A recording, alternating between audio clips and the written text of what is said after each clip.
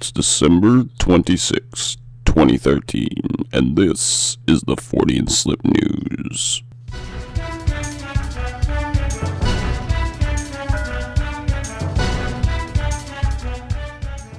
In our first story tonight from ibtimes.co.in, this Not is to be a confused UFO with our story. second story, No. which is the one that comes second. Several unidentified flying objects, or, of course, UFOs for short, which changed color, were spotted in the Andover, Massachusetts skies late in the evening of 19th of December. The sighting made news Onlookers after were quoted as saying, "Look, you fucker!" The sighting made news after a video of the mysterious object, suspected to be a UFO, was posted on YouTube by a user named Real UFOs 2009. Real UFOs 2009 states, he left work, or she, it doesn't say, at approximately 5:54 p.m.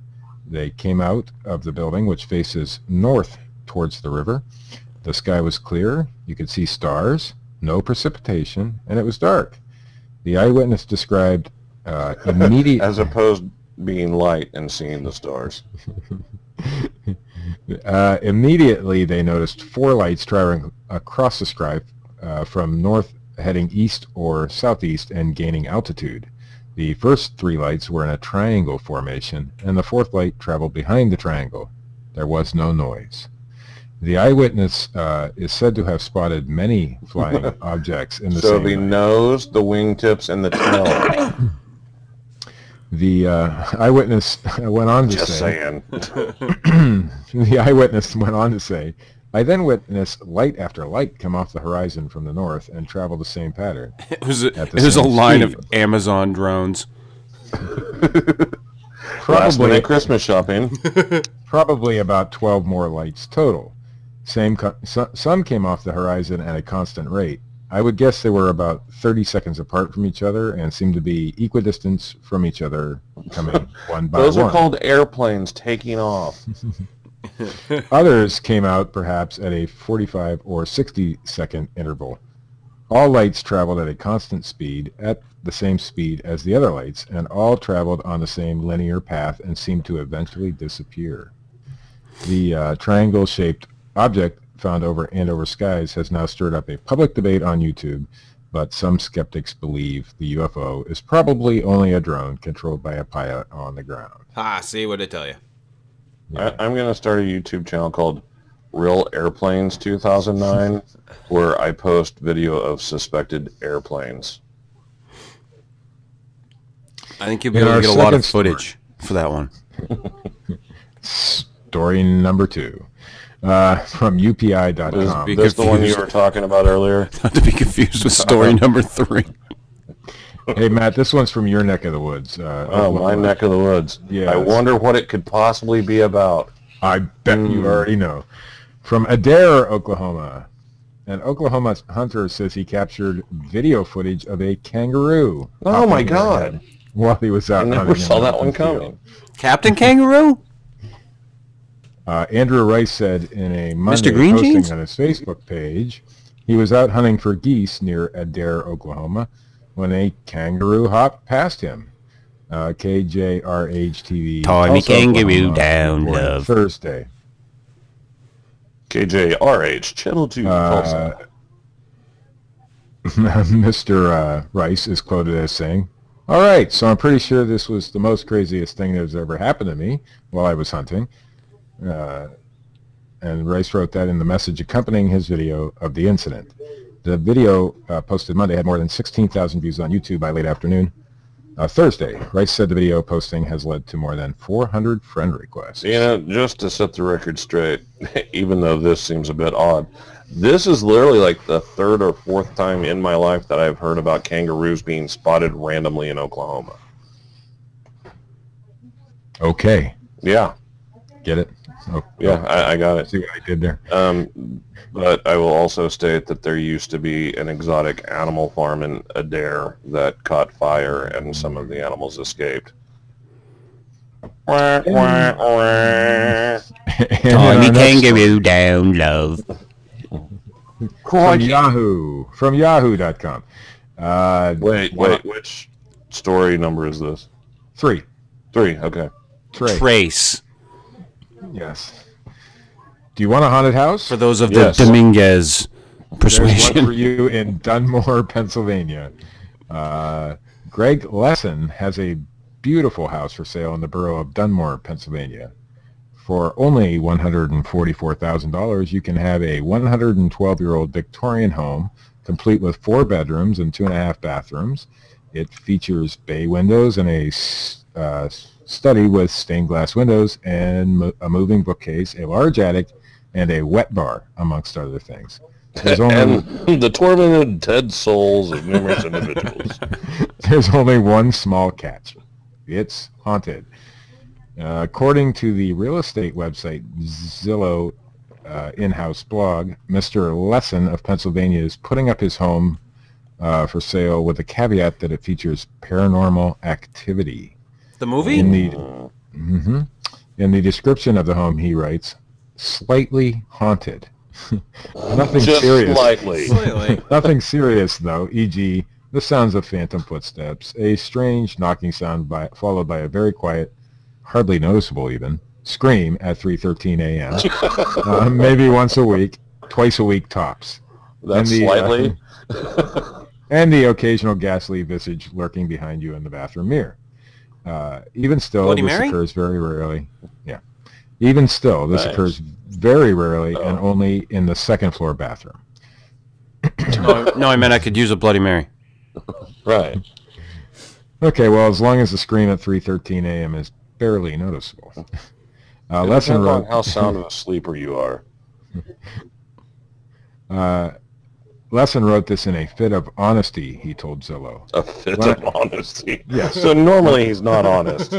No, he says, when I was writing it, I had been thinking about it, and I went back and forth. He wrote it in a The way calm lie. The way I worded it, I was trying to keep it light. I have been reading online, and people are saying you were supposed to disclose it. Bullshit. I don't know the laws here, but thought I'd better be safer than sorry. Zillow did some research to see if, in fact, Lesson was legally obligated to tell people about it being haunted. It turns out not so much. Philadelphia lawyers told the site, knowledge of psychological impairments such as deaths, murders, and haunted houses are not required disclosures under the Pennsylvania law. How do you disclose a haunting? Even if a court says yes, it's a material defect, you have to prove it actually exists. And how do you prove it? Call Ghostbusters? As for the house, it looks like Lesson won't have a hard time selling it. He told Zillow the publicity has helped, and he's been getting a lot of offers. Go figure. From all those paranormalists who can afford a $450,000 home. And Chris, I think this last story, number 4, I believe, from io9.com is probably right up your alley. Quattro. Up my Amazon alley. is, yes. Amazon is making it harder to sell Bigfoot porn ebooks. Bigfoot pornography. You know, when I much like the gentleman from Chasing Amy, carry a collection of pornography with me. Because, you know, sometimes I'm in the mood for girl on girl. Sometimes I want to see a girl with a guy. But and sometimes, Steve, not always, but sometimes, I like a chick with a Bigfoot.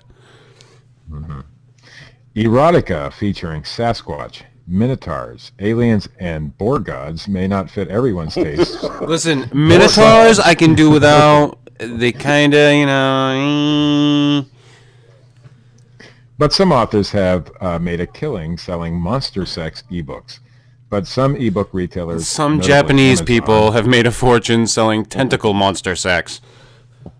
Some ebook retailers, notably Amazon, have been cracking down on cryptozoological smut, making it harder for writers to sell their books to readers who That's racist. are hot for Bigfoot. In other news, Lauren Coleman is looking for work. No, that's just cryptozoological trash. Yes. Oh! I think we lost a viewer. Business Insider has an interesting piece Did we ever have it? issues monster erotica writers have encountered lately with Amazon's Kindle direct publishing platform. We may chuckle a bit about stories featuring sweaty encounters with velociraptors, but there is a significant market for ebooks featuring extinct and mythological animals. Virginia Wade, one of the authors interviewed in the piece, says that during a good month, her 1,200-word "Come for Bigfoot" could net $30,000. Is that spelled Bigfoot? It most certainly is. Okay, just make sure. However, after a media storm surrounding the availability of ebooks featuring rape, incest, and bestiality through major retailers like Amazon, Barnes & Noble, and Waterstones, things started to change. Authors of fantasy... All the things you look for in good Bigfoot porn. Mm-hmm. Authors of fantasy erotica found their books taken off the virtual shelf with little or no explanation. Although Amazon has been vague on what literature it deems offensive, even when talking to Business Insider, many of the writers and folks tracking the issue suspect that the ebooks caught in Amazon's net because they involve sex with non-human entities and are therefore taboo. Which several people in the Bigfoot community have spoken out against, claiming that it's not right to call Bigfoot porn bestiality. They're people too, man. There is some discussion of questions of bestiality. Other people have noted that you can go to a farm in Washington. There is some discussion of questions of bestiality, especially involving creatures with human-like intelligence. See, there we go. And consent in fiction, but some of the authors have been able to get their books back on Amazon by upgrading their cover art or giving their books coyer titles. However, some say it has become more difficult for readers to find their ebooks when searching Amazon, and that their sales have plummeted as a result. You mean they have to change their titles, such as Bigfoot Blow Your Wad on My Face? If you want to read the article, it's Sasquatch Money Shot. It's on Business Insider. And it's titled Money Shot. We now know his point. That is the news. That is the news, fellow. But did you just say Matt Money Shot?